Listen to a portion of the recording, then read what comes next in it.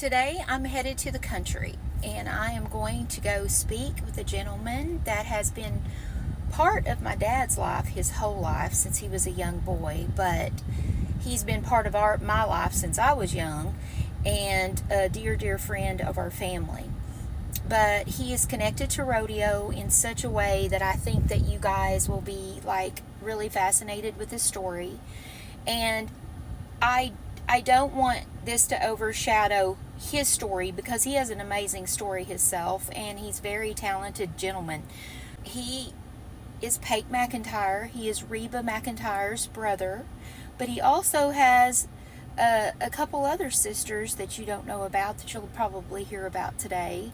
And you'll learn about who he was and what part of rodeo is he part of, and his father, and how interesting the whole story is, and how all of them got really started in every facet of their life. But I think you're really going to enjoy this gentleman. We've spent many of hours around this guy. We've shared many meals together, listened to music together. He plays the fiddle, and maybe I can get him to play a little bit for us at the end of today. But I'm excited for you to hear his story because I don't know if Pake's got as much recognition as I would love for him to have.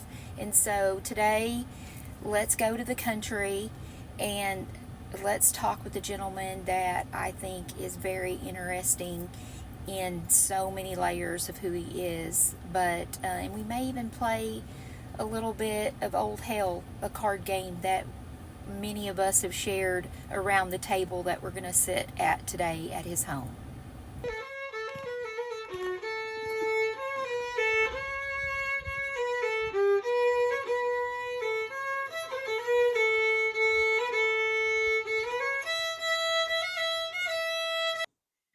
Hey guys, welcome to Cattle Call. I am here with Pake McIntyre. I want you guys to understand more about who he is, where he comes from, because there's stories that I don't know. I've heard a lot of stories, but there's many that I don't know, and I want to share that with you guys.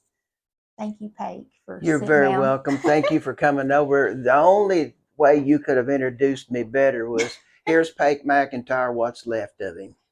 No, same. I'm the same way. I'm the same way. I want to know kind of the root system of where talked to, on the way here a little bit about who you was and how you knew my dad, and y'all knew each other as young boys. But what what even got you in the rodeo pen to begin with? Your dad and things like that. Like, I want to know about your life as a boy growing up. Uh, all the talk over there at Chalky between my daddy and my grandpap was either about rodeoing or the cattle business or horses that involved either the cattle or the roping. And so daddy would go to ropings and rodeos, and I would get to go with him on occasion. And so that's all I ever wanted to be, was a world champion steer roper. Now, sometimes you don't always get your wish, but a lot of times it's not the destiny, it's the journey that's the most fun. Yeah. And I had a lot of fun on that journey. So we had a roping pen. There was always steers there. There were people dropping by to stay all night. People like Ike Brood. Everett Shaw didn't, because he stayed over at his house, which wasn't too far to Stonewall. But he would come over and rope with us, and we'd go over and rope with him. And he had a wintertime roping over there at his house that we just like to froze to death on. And but calf roping and team roping after Daddy and Shaw had quit roping steers. And one funny thing about that, they had the old chuck wagon rented out there in Colgate to some people from Boston. And they had a pitch till you win. We called it pitch till you win. It's eat all you want for $1.25. That's a good thing. That's a long time ago. And you can imagine how much Bill Hensley, S.R. Phipps, Bill Hamilton, Philip Miller, me, and Daddy all 8 after not have eaten anything all day long. Because he didn't have any concession stand at this roping. Well, after we left, it looked like chickens and a steer had crawled up on the table and died. But this old guy from Boston had an accent, and he walked by and looked at our table and he said, "My, you fellas certainly do eat a lot." But he didn't make a dime off of us. What would, okay, tell people what your dad's name was and what was his accomplishments in rodeo. Okay, he was a 3-time world champion steer roper. His name was Clark Vincent McIntyre, named after Jim Vincent. And Clark was named after his grandfather, my grandpa, John McIntyre's daddy. His name was Clark Stephen McIntyre. Raised a family right over about a mile away. So Daddy started out roping calves and then roping steers. That was his main event, roping steers. So what I want to show you is one of the championship buckles that Daddy won. I noticed your Pendleton. Yeah. Oh, yes. yes. You just came back from there. I love Pendleton. I go up there every year for a vacation.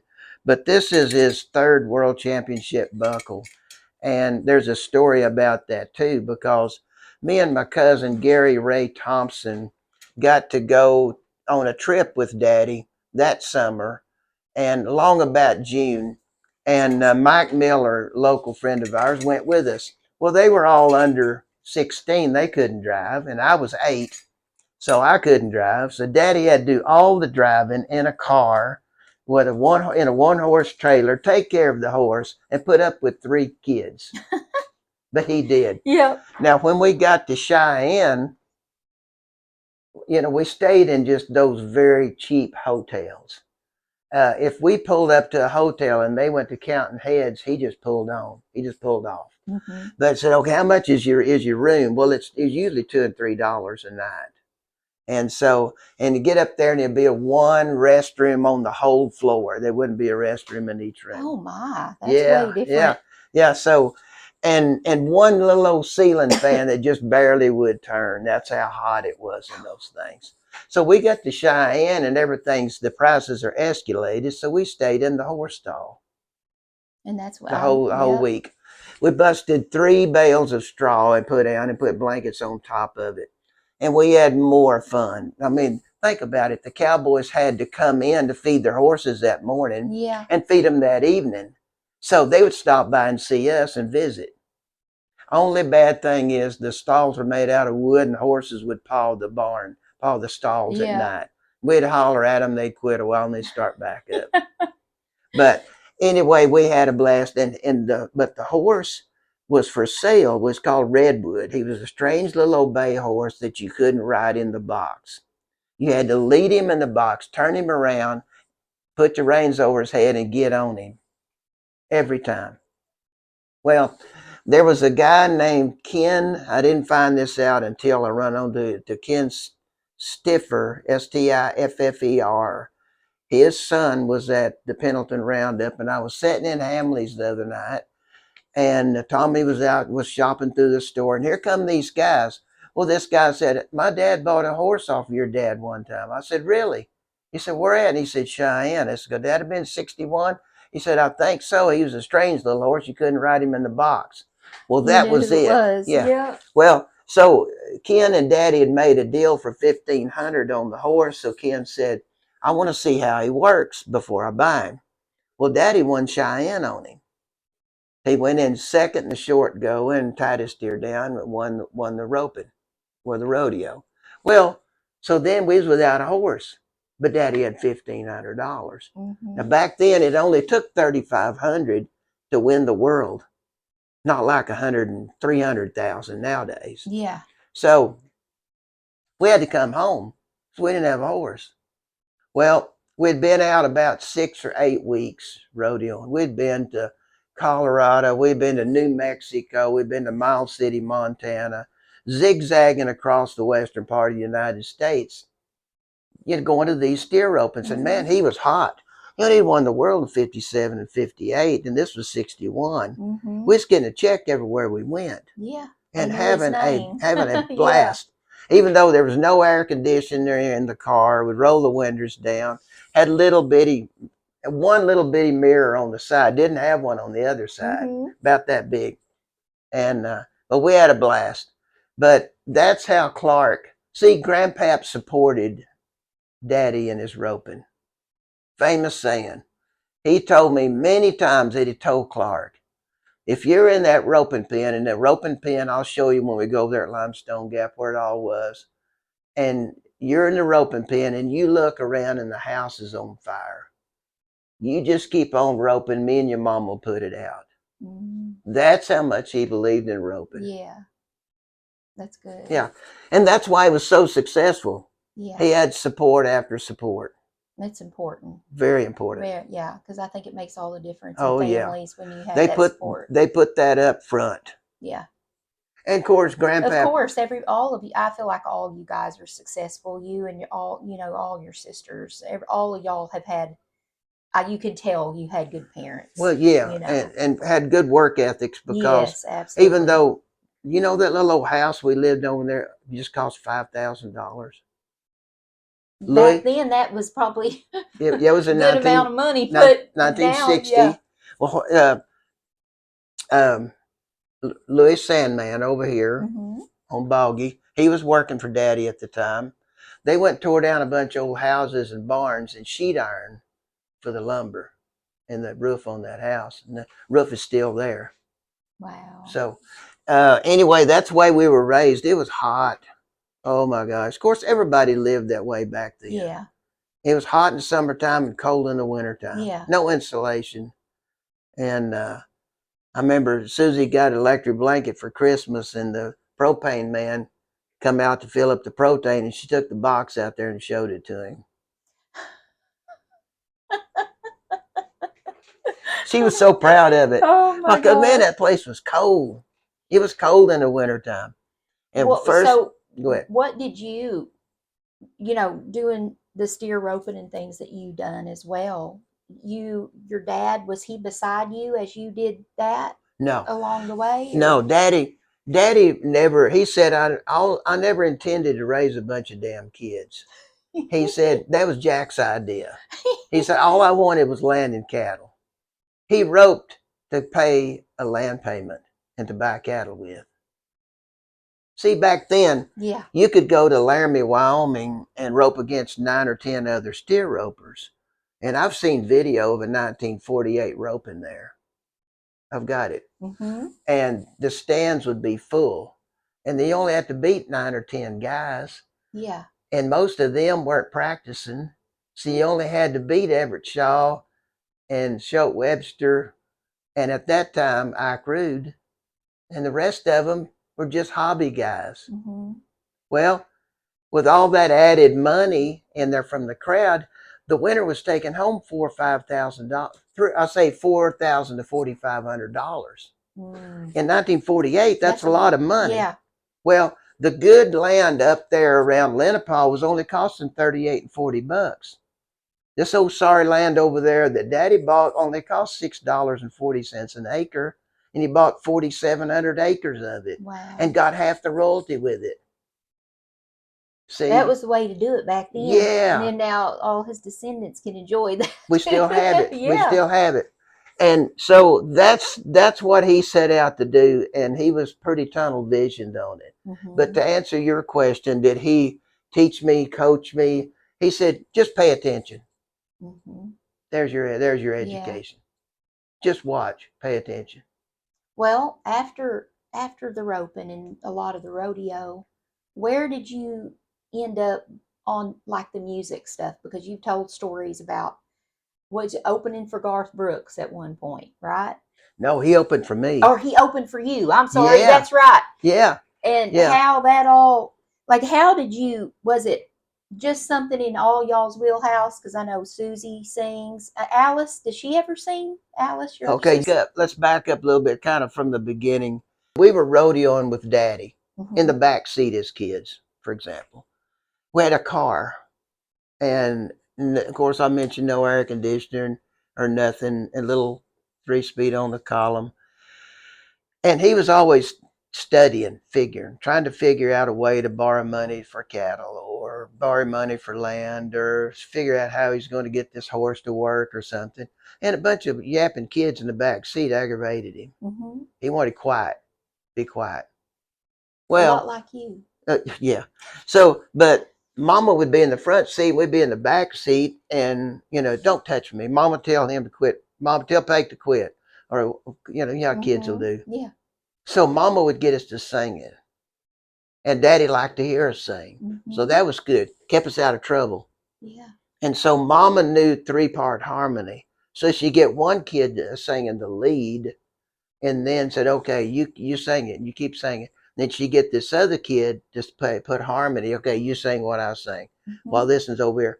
Well, while this kid's singing, it interrupts that kid. So that kid would go over there and put her finger in her ear and put her face, cup her mouth next to the window. Yeah. So she wouldn't hear that other person. Now, after you sing a lot, it don't matter. You can hear each part and still sing your part. But we didn't know we couldn't do that then. So then once you got the second kid on there, which realistically, it's a 1, 3, and 5 musically. But they called it a first, second, third part. But really, it's a 1 and a 3 and a 5, like on a piano, to make a chord.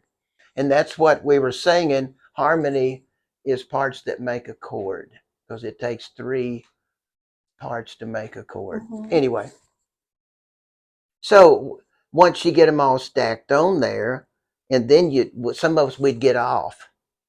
This either the 3 or the 5 would be incorrect, and she'd hear it. She'd say, "Oh no, come here, sing with me again."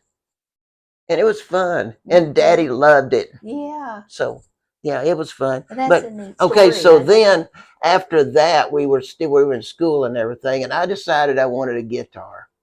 So Mama gave $35 for an airline hollow body guitar, brand new. And so I didn't know how to play, of course. So Mr. Clark Ryan over at Wardville knew how, and he was teaching up at school. And I was in the 8th grade by then. And so after school, he would give me guitar lessons. And so then once we got a little older, and I would sing with the girls, and we put these 3-part harmonies with this guitar, and they hated to practice. They would get in such kind of fits like you never, mainly fights, I should say. And first, they didn't want to practice to start with, and I did. I love to practice. So anyway, we got a little older, and Mama told Mr. Ryan one day, he said, "I see a lot of talent in this school." "What kind of talent?" "Music talent, country music talent." "Wouldn't it be great if we had a country music band class in this school?" She said, "Oh, that would be great. Let's run to Mr. Torres and see if he'll do it." No, that ain't the way to do it. I'll tend to it. You just hush about it. So Mama told Mr. Torres, "I've noticed there's lots of kids in school that play and got a lot of talent." She went to naming them off, and he just agreed. So a little later, Miss McIntyre come in here and said, "You know what would be a good idea?" And she said, "What?" He said, "Wouldn't it be great if we had a country music band class in this school? We don't have a marching brass band, so we may as well have a Kiowa Cowboy high school band class." She said, "That's a great idea." And so it was Mr. Torres's idea. Not realistically, but on paper it was. Yeah. And so that's why you handle a lot of us guys, is let it be his idea. Yeah. And so that's very true. Very true. All right. So then we were heroes in the school. There were 9 of us in the class. And I think there are only 4 of us left. And so we had guitar, bass, and drums, and rhythm guitar, and girl singers. And we played for everything the school needed a band for, like football games, pep rallies. We even had K&ED radio come down and live broadcast our pep rally because of our band class. Wow. Yeah, or because of our band. That's so cool. And they would let us even take our instruments out on weekends and do music shows with them. Yeah, do dances and stuff. Well, it stands to reason, if you're going to let a kid take a book home in history class, y'all let him take the PA system home and do a show with it on Right. weekends. So we would. And after that, we had country music concerts. We would go out and sell $1 tickets, advance tickets, and fill that auditorium, about 400 people. And we'd have to set up all the chairs and everything. And we'd put on an hour and a half show. We'd have special guests come over. We had Benny Kubiak came over one time. Yeah, I don't know who that is. Okay, he's the guy that we're paying tribute to.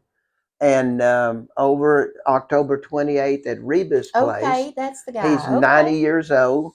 He's been playing since he's 5 years old, and so he's been playing for 85 years. He even played during the army in Germany. He played a year in nightclubs all around Germany. How yes, interesting. And got paid $100 a night, and he said the army paid $105 a month. Wow. Yeah. Yeah, that's a better deal over there. Yeah. I'd be doing it too. But guess what? When he came home, he got hit with the IRS. He had to pay taxes on all that. Even though he's in Germany? In the army and the Germany, yes. They reported all of it. He told me that the other day. But anyway, I never will forget. He used to play for Bob Wills, see? Mm-hmm. And he was a harmony player. And Bob loved it because not many people, not everybody can hear harmony or play it on a fiddle, but many can. Mm-hmm. And so Clark made him put on a hat and like Bob Wills, and he didn't want to do it, but he did, because back then he didn't wear a hat. And but we'd have a lot of people, Smiley Weaver over there as guest, and a lot of people. It was just so much fun. Yeah. But it was kind of funny. At the very first time, Mr. Torres didn't want us in the school practice, and he thought it would disrupt the classes. Mm-hmm. So over there, they had the fair there at Kiowa, the county fair. Yeah. So they put us in the home demonstration building, way off over there, about 200 yards from the school. Well, we played, and after a while, we talked her away, or Clark did, back into the school there where we had our shows. Now, the thing that I want to tell you, Kat, that's pretty interesting, there was a kid in this class named Roger Wills.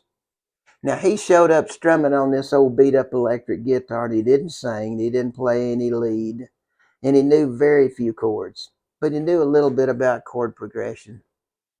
Well, we didn't have a bass player because Mr. Ryan played bass, and that didn't make any sense. Mm-hmm. So after a couple of days, Mr. Ryan said, "Here, Roger, come here." So he just strapped this old red Japanese bass that we'd bought from Smiley's Guitar House over there at Ada, and said, "Now this is notes. It's not chords on a bass. It's just notes, single notes." And he showed him where a few were. I said, "Okay, take off." Well, he was our bass player, and we didn't know. We couldn't tell how bad it was. We just knew we were having fun, and we was having way more fun than we did in English class or science. Yeah. So that was his first start to playing bass guitar. Mm-hmm. And since then, I got him a job with Reba, and that's another story. And he played for her for 8 years, and then she fired him. Then he hung around Nashville because she fires all of her musicians. And then he hung around Nashville a while, and he got a job with Alan Jackson. And he's been with Alan for 34 years now. Oh, wow. Yeah. Wow. And it all started from that little band class. Wow. Yeah. All y'all kind of, I guess that's everybody's story. That's where it started. Yeah. True. And so everybody's got to start somewhere. Yeah. But I got Roger that job, and I would call him and ask him. I said, "Well, have you got fired yet?" And he said, "They can't fire me." I said, "Why is that?" And he said, "Because they didn't hire me. You did." Oh, how cute. Yeah. Oh. So anyway, Roger's kind of about half shirt tail kin to us. His uncle by blood is my uncle by marriage. Okay. Yeah, that's the best way to explain Yeah. it. Yeah. So anyway, but all those people after high school went on to continue to play some. Mm-hmm. And some even made their living with it, like Susie, like Reba, me part-time, Roger Wills full-time, Kelly Ryan full-time, Gary, all in a little old schoolhouse. Yeah. Back in the Gary day. Rayburn went to Lancaster, Texas, and played and all his life, and it all just started from that.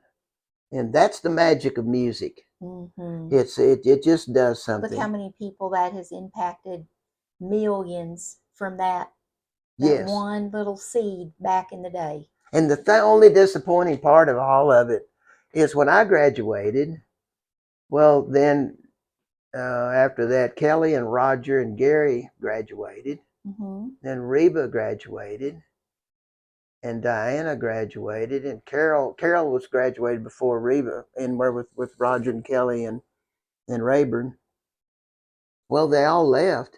Well, here come these other little kids that had been hearing us, and we were their heroes. Yeah. Oh yeah, we want to join the band. We want to join the band. Well, Mr. Ryan was used to hearing kids that could play for kids. Yeah. Now, Yeah. we wasn't about to get a record deal or go to Nashville and become a staff musician. No. But for our age, we played pretty good. Yeah. Well, here come these little old kids, and they couldn't play. They had a guitar, Yeah. and they had a set of drums, but they had the ambition they wanted to. Well, Mr. Ryan heard that, and he went back to Mr. Torres. Mr. Torres, we ain't got no talent here. He said, well, show them. Oh. He said, yeah, you can't teach somebody this. He said, yes, you can. He said, do you think the kids know anything about history or English when they first go in that class? Yeah. The teacher's there to teach them. Now go teach them.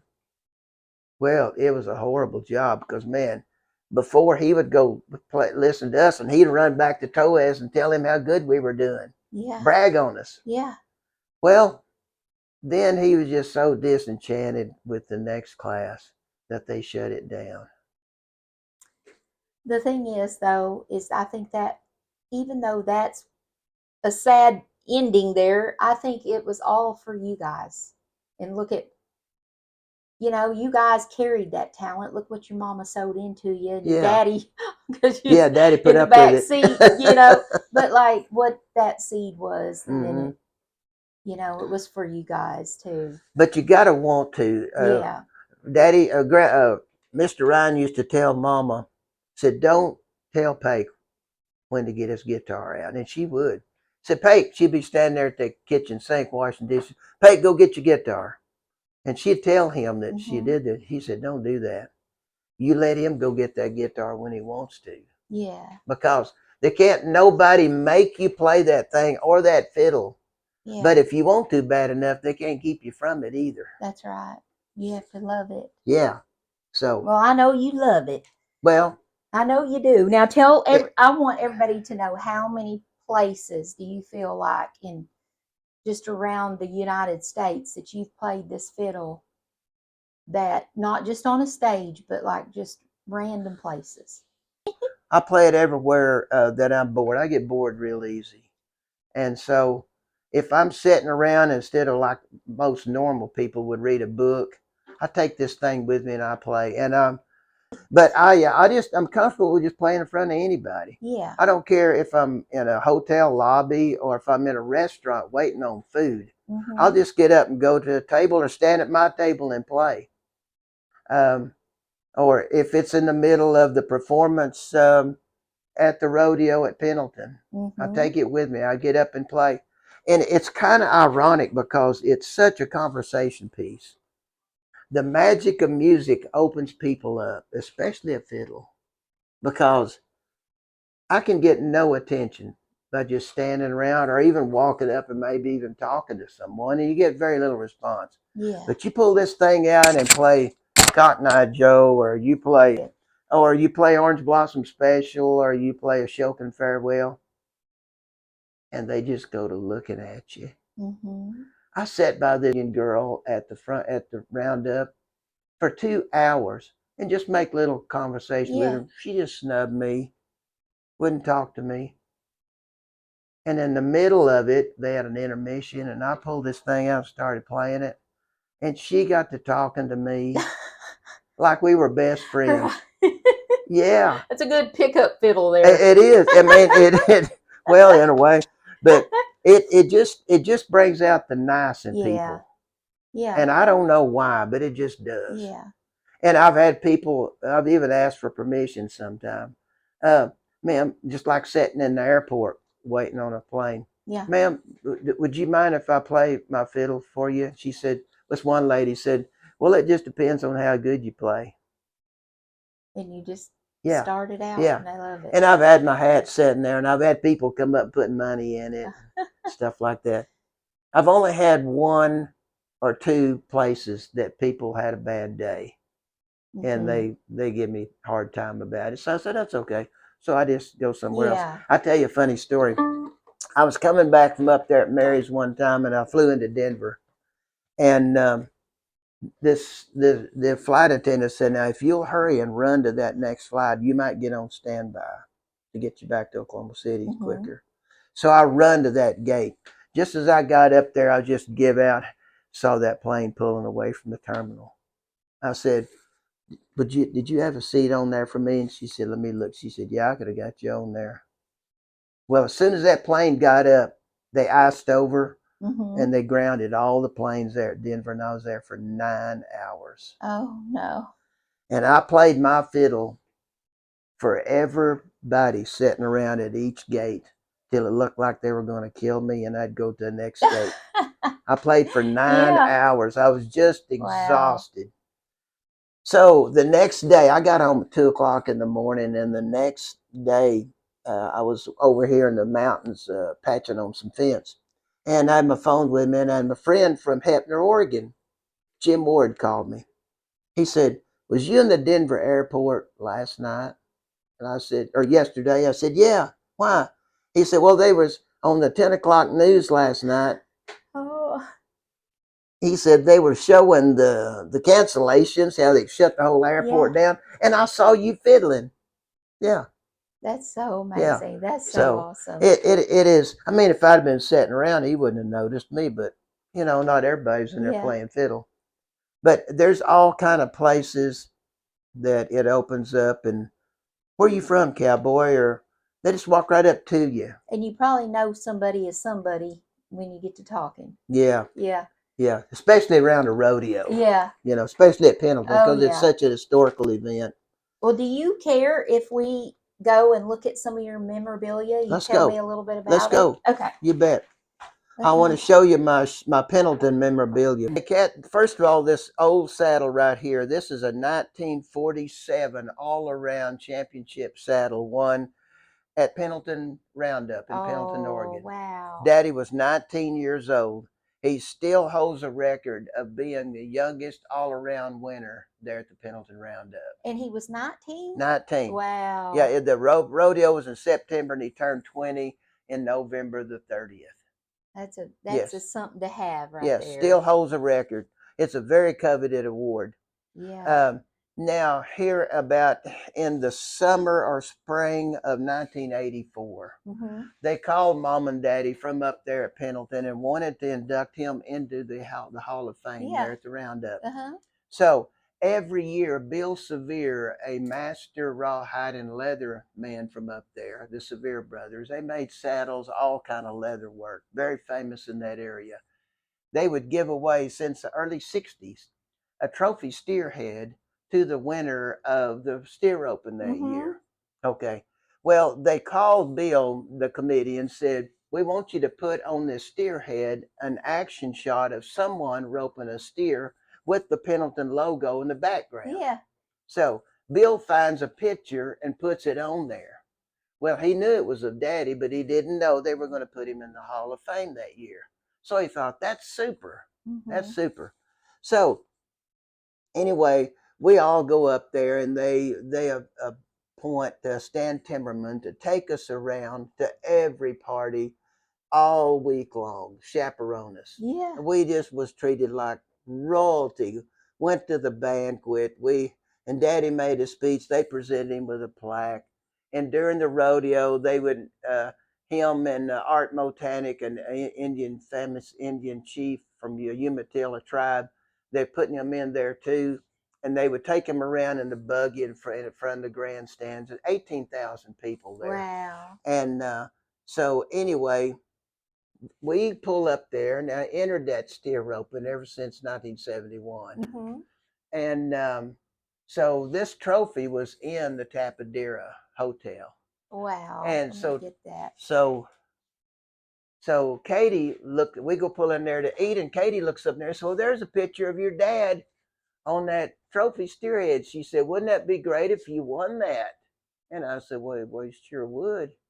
And so anyway, I tied Wow. my first two steers down, and I had to be 15-7 to take the lead, and I was 15-3, and I won the steer roping. Wow. That's Susan Corley presenting me that trophy there in 1984. And a friend of mine's son, Frankie Merritt's son, he gave me, he's passed away, he got killed in a steer roping accident. His son presented me with a pair of spurs that I still have. Wow. And they treat you like royalty. They stop the whole rodeo and give you a saddle, a buckle, a hat, spurs, pair of boots. And you can't carry it all away. But I don't know of any other rodeo cowboy that's ever won a trophy with their dad's picture on it. Wow.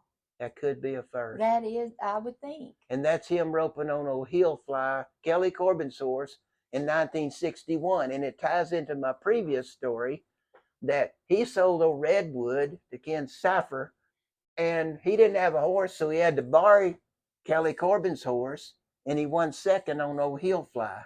Oh, wow. And then he rode old heel fly at the finals, had a bad finals, and won the world by $94. Wow. Okay, this Reba went with me and James Allen on a rodeo trip in the summer of 1974. We go to Ogallala, Nebraska. You know, in Lonesome Dove, they're always talking about Ogallala, Ogallala. Well, Terry McGinley had, this is his roping right there. That's it. In 1967, well, 7 years later, me and Reba and James Allen go to the same roping, and they let me win the steer roping. And Wes Fusner made that trophy suitcase. That is so cool. Yeah. How neat. Yeah, it used to look pretty nice, but I used it. I used to travel with it. That's awesome. Wished I'd preserved it better. Well, whenever they were dividing it up, you know, going in and put their names in a jar and have item. Okay, here's the item. Yeah. Well, Reba drew this saddle, drew the item. Then she gave it to me. Oh. Yeah. So Allison said, "What'd you give it to him for?" I said, "Well, he's a Pendleton man, so it deserves to be here next to another Pendleton saddle." Yeah, and you're the only son. Well, I wrote two, you know. Yeah. And I love Pendleton, and we both have Pendleton Roundup saddles here next to each other. Oh. Yeah. I love that. That's a good story. How many kiddos do you got? I have 5. Yeah, I got 3 girls. They're born in 78, 80, and 85. Mm-hmm. And I got 2 boys from a second marriage of they're 11 and 9. Good little redheaded, pretty little things. Well, they're redheaded, all right. They're cute. Yeah, I kind of like good them. boys. They love to ride horses. Thank you. We're pretty close. We enjoy a lot of things, and so they ask me questions about Papaw Clark and Papaw John, and you're not too far from where you grew up. Not too far, and I enjoy all the Ward family, and I'll show you this right here. This is me and Archie Campbell on Hee Haw. Oh my God! Yeah, that's a good. No idea. That's a good story. Oh, Archie, we run through them skits, and you know, it come to that. I searched the world over and thought I found true love. We met another, and you were gone. Well, when I did that, he said, "Now you turn to me and go." Yeah. So I did. So he said, "No, stop it. You got to blow slobbers on me." I said, "Are you serious?" He said, "Yeah." So boy, I did. And after it's over, he said, "Not that much." He was a lot of fun. I'll flip on the light. Reba had she had some gold albums that Susie and Alice didn't want, so she gave them to me. Well, yeah. How special. Yeah, this are gold albums are 500,000 albums. And it's actually given to Mom and Daddy, as you can see right here. Yeah. And I guess this one here is mine. It's got my name on it. Oh. Yeah. So And come on in here, I'll show you this. This kind of interesting. He said, I've got Reba McIntyre. She's going to be on the Opry tonight. And this guy looked on his list. He said, no, she's not. She ain't on the list. Said, well, feller, said, we come to be on the Opry. Well, you can't come in. You're not on the list. So he said, what should we do? He said, I don't know. Turn around and go home. He said, feller, we drove 600 miles to get here. I know. So we can't go home. So they went to the payphone and called Reba's manager. Said, I'll take care of it. You go back down there, they'll let you in. Well, they did. Well, the plan was, Reba was supposed to do 2 songs that night. Well, when they rehearsed it and everything, they come in her dressing room and said, look, Dolly Parton showed up unexpectedly, and we're going to give her one of your slots. So Reba said, okay, can I meet her? So Reba was standing up against the wall, and here come Dolly down this hallway with her entourage, a lot of people with her. And she was decked out, looked great. She said, there I was in my little chalky Oklahoma plain dress. And so that's all I got to do, just see her walk by. Well, after the show, we all went back in this dressing room. And Pecos was 4 years old, and he went with us. And he rode this commercial airplane, and he looked out the window and said, Daddy, I can see the whole world from here. And then once we come home, I said, Pecos, that just ain't right. He said, what? I said, it took me 40 years to meet Dolly Parton, and you meet her at 4 years old. That's right. So anyway, we took this picture, and I always wanted to meet Dolly, but never had before. But back when we were in high school, Reba did a song called Gypsy Joe and Me. I think it was off of the Joshua album. And there was another song on there called Evening Shade, about an orphan's home, about a bad old lady named Mrs. Bailey, who was bad to the kids. Well, long story short, they burned it to the ground. They caught her sleeping one day and a nap in the afternoon at 3 o'clock, and they burned it down. So I asked Dolly, I said, Dolly, the Evening Shade song, did you get that from something that happened in your life and childhood? She said, no, I just pulled that out of my head. Said we grew up in a strange environment. That's all she said.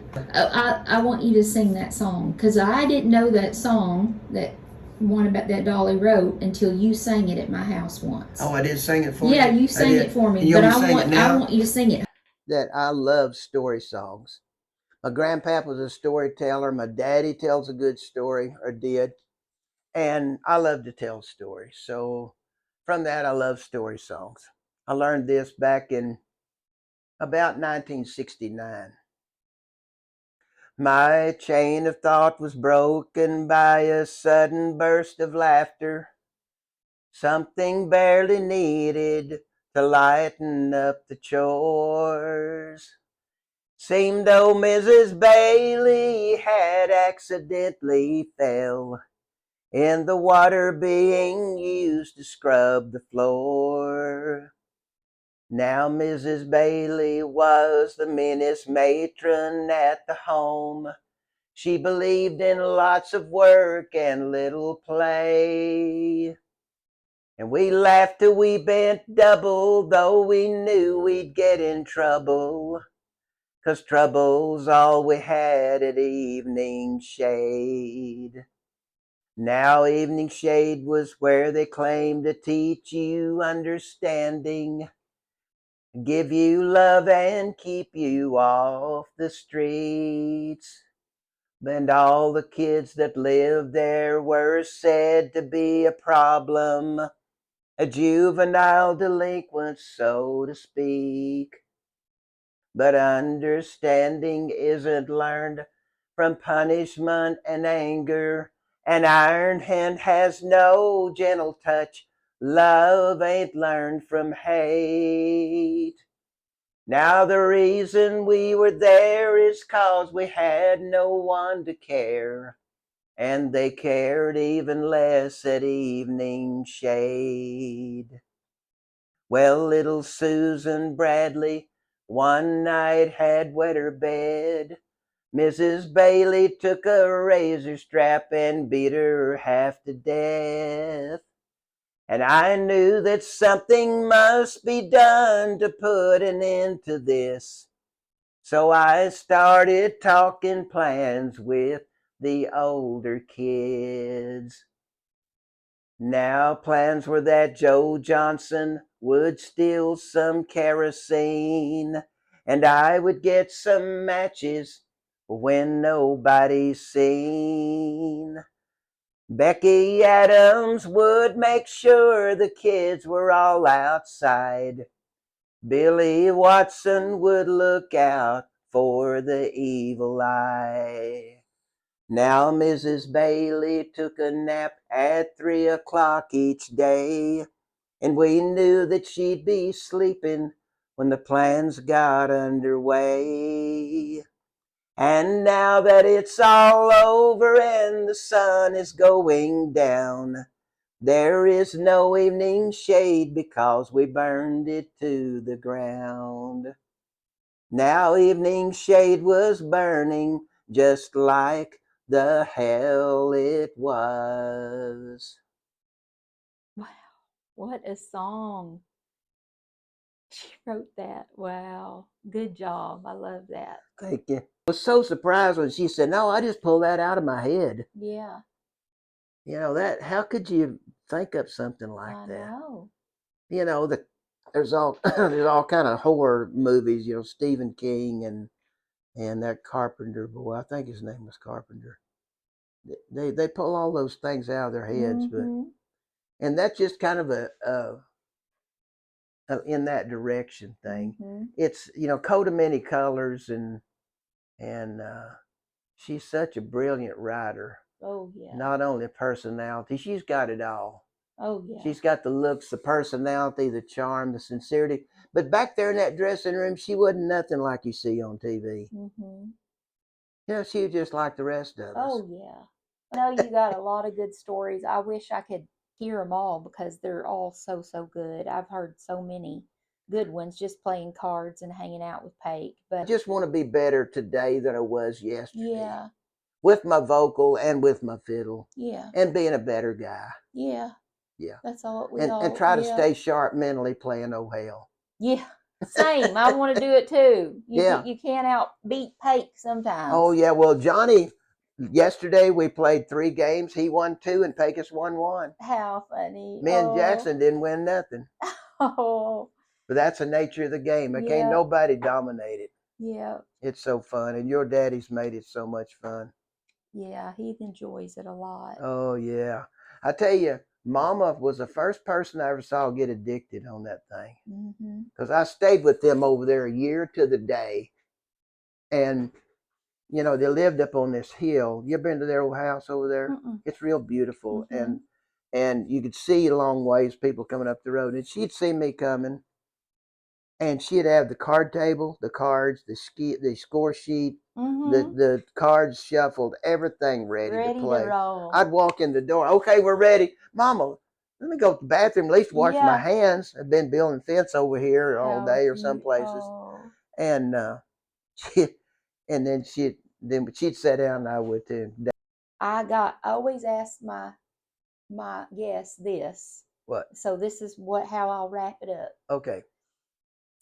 How do you, Pake McIntyre, do a cattle call? I turn a switch on and run the siren. Oh, that ain't right. That ain't right. And well, how did Daddy do it? He would honk the horn, which wouldn't last very long because those car horns Yes. burn out. But before that, when you burned up the truck horn, then I'm going to try to give you some of the way we used to call cattle. Okay. If I can do it. Wow. But louder. Yeah. You know. Well, I appreciate you coming on.